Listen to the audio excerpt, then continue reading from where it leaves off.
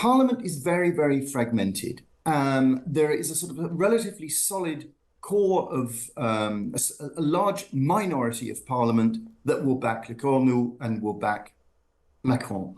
What they have to do is they have to sort of add to that minority some voters, or some parliamentarians slightly to the left and some parliamentarians slightly to the right. And it's a kind of a balancing act because you've got to do things to woo those on the left without upsetting those on the right. So, I mean, essentially, no one really knows. I mean, my suspicion is that it might be enough to get the budget through, but that the government won't survive very long after that. Now, France's political crisis has broken fresh ground after President Emmanuel Macron reappointed Sébastien Lecornu as Prime Minister just 4 days after he'd resigned from the post. Lecornu said he took the job out of a sense of duty. He's now facing a race against time to form a cabinet and put forward the budget at the beginning of next week. Let's try and get some sense of what on earth is going on here with Peter Conradi, Europe editor for the Sunday Times. Morning, Peter. Good morning. Why? Well, it's a sort of a case of if at first you don't succeed, try again, perhaps. No, I mean, Sébastien Lecornu was Prime Minister for 27 days, which put him, I think, just a little bit more than half of Liz Truss's tenure and certainly considerably less time than the lettuce. And during that time, he sort of acknowledged that he couldn't put together a government. So he stepped down on Monday. And as you say, on Friday, last night, Macron reappointed him. I mean, what the French are making the most of is that he's been given a slightly different mandate now. The problem, I think, before was that there was too much politics. There were too many kind of overtly political figures in the government that he tried to put together.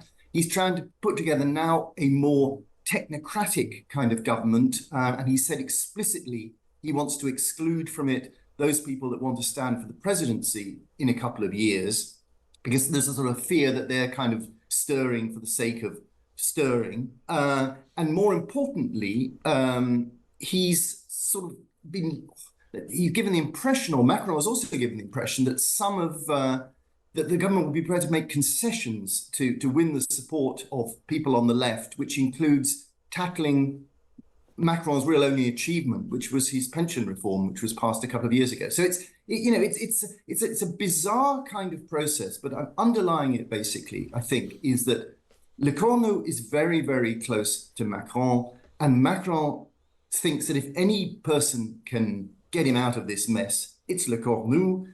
But it's a very, very delicate balancing act that Lecornu's got to follow to kind of put together a majority which keeps people on the sort of centre right on board while not upsetting people on the centre left. And of course, the big shadow over all of this is the crippling national debt that France is facing and the fact that it needs to get this budget approved. Indeed, yes. I mean, the French budgetary process is different from the one in Britain. Essentially, in order for France to have a new budget at the beginning of next year, it has to be formally put to the government on Monday and has to start its passage through the French Parliament this coming week. So that's why everything has become a little bit frantic. Is this likely to work, in your view?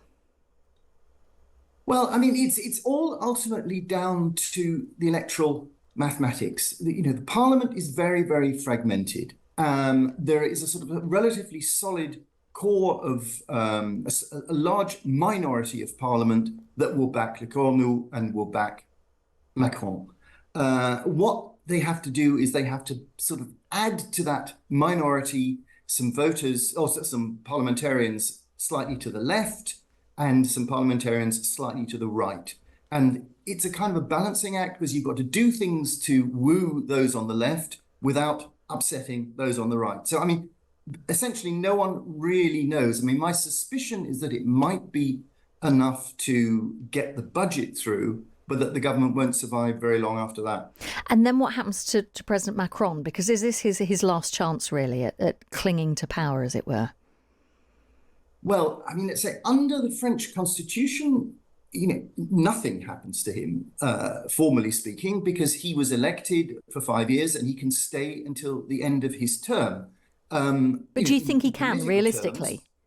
Well, it all depends. I mean, the next stage in this drama would be if the government does fall apart, there would then be fresh elections, but those would be parliamentary elections.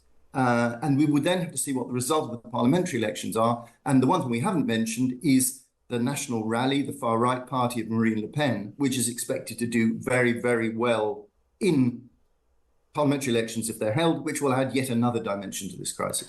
Finally and briefly, Peter, is the French public bemused by this? I mean, what was the reaction?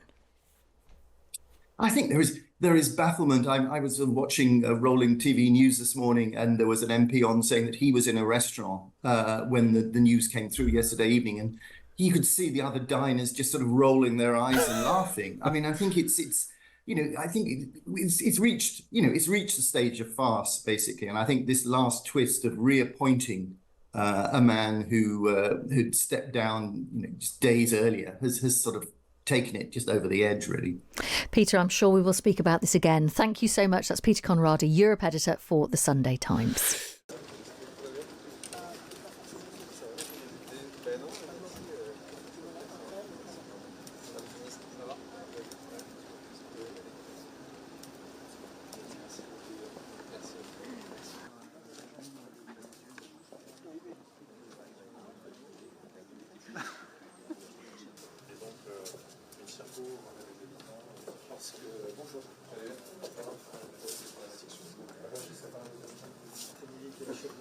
Pourquoi vous rigolez?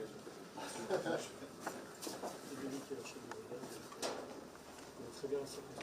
fait combien de temps que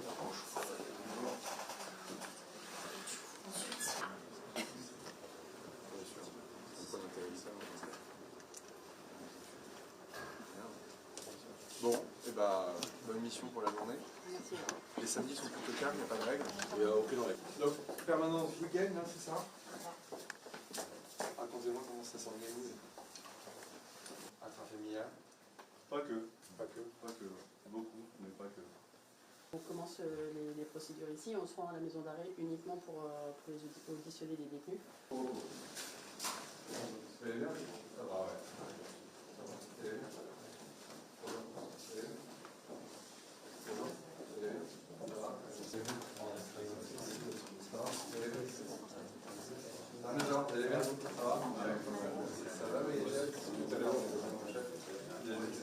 Territoire, en fait, un écosystème avec le cœur, c'est la police nationale, la police municipale, et juste autour, l'écosystème avec des 06 qui circulent, les proviseurs, les chefs d'établissement, les bailleurs sociaux, voilà. Association de prévention.